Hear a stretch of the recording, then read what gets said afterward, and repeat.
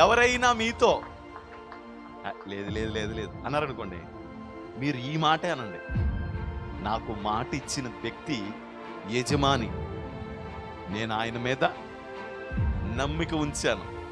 ఇలాగే అనండి. మీ మాట ఏం పోదు.